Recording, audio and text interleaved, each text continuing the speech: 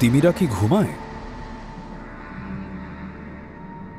তিমি এবং ডলফিন স্তন্যপায়ী প্রাণী, যারা নিখুঁতভাবে পানিতে নিজেদের মানিয়ে নিয়েছে।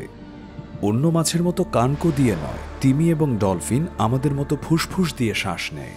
কাজেই বাতাস জমিয়ে রাখতে তাদেরকে নিয়মিত পানির উপরে উঠতে হয়। পানির উপরে ওঠার সময় প্রতিটি নিঃশ্বাস তাদের গতিবিধির সঙ্গে সমন্বিত হতে হয়।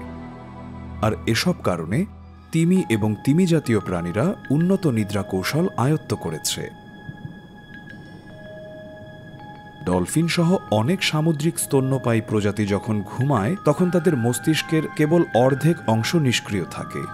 নিয়মিত বিরতিতে শ্বাস নিতে উপরে ওঠার কথা মনে করিয়ে দেওয়ার জন্য বাকি অংশটা জেগে থাকে। শুধু তাই নয়, তারা একটিমাত্র চোখ খোলা রাখে। সাধারণত মস্তিষ্কের যে অংশ জাগ্রত থাকে তার বিপরীত দিকের চোখটা। গবেষকরা আবিষ্কার করেছেন এই আধো ঘুমের বদৌলতে প্রাণীগুলোর একটি বিশ্রামের পর্যায় থাকে, এমনকি যখন তারা সক্রিয় থাকে তখনও।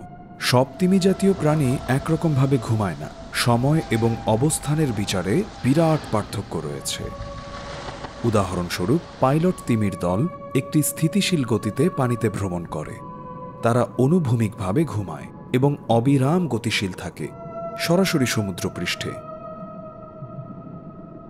এর ফলে তারা নিয়মিত শ্বাস নিতে পারে।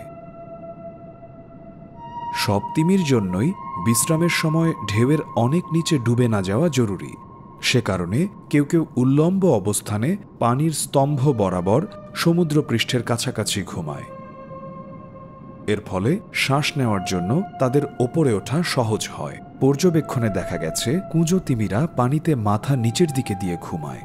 তারা এই অবস্থানে প্রতিবারে আধ ঘন্টা পর্যন্ত ঘুমাতে পারে। স্পার্ম তিমিরাও পানির স্তম্ভ বরাবর ঘুমানোর জন্য পরিচিত।